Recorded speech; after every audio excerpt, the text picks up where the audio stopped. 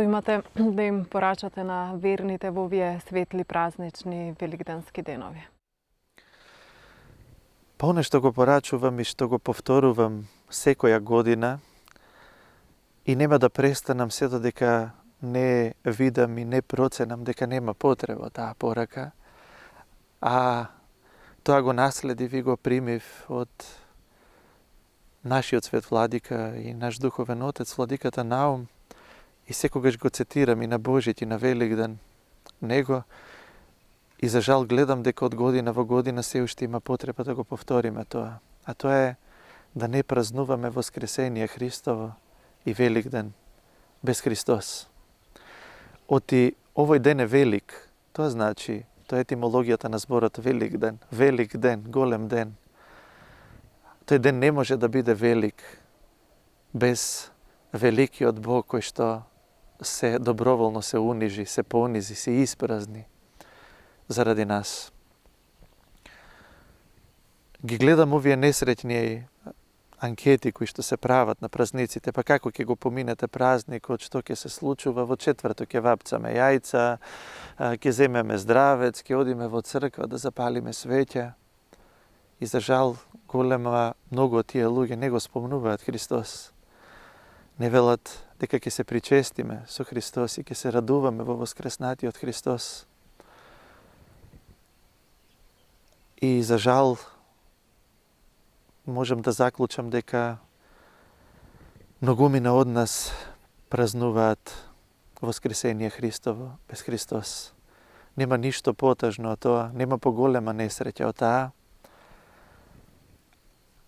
и нема поголема тага од таа.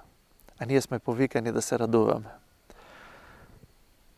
А не можеме да се радуваме ако не го примиме оној кој што токму во овие денови после своето воскресение им вели на своите ученици: радувајте се. Ги слушаме и ангелите на гробот кои што им велат на мироносиците да се радуваат дека Господ воскресна. И сега кажете ми како може да се радува некој без Христос? Како може овој ден великденски, воскресен, да биде велик ден, да биде радосен ден, без оној кој што носи радост, без изворот на радоста, без оној кој што, како што пееме во црковните химни, и самиот е радост на ангелите. Причина и воедно и смисла и цел на се создадено. Затоа покрај оној радосен поздрав Христос воскресна, ви го пренесувам благословот на нашиот свет владика и во негово и во свое име ве молам и ве преколнувам да не празнуваме Воскресение Христово без Христос, да се држиме за Христос, да чекориме по Христос, да живееме во Христос и на крајот и да умираме за Христос.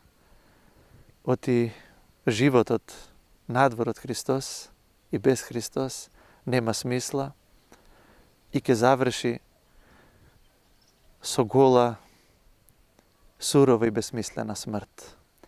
А во Христос и смртта и гробот е само пат кон живот вечен и почеток на една вечна и непрестајна радост која што нема да има крај. Дај Боже сите така да живееме, сите така да умираме и сите така да се радуваме. Христос воскресна.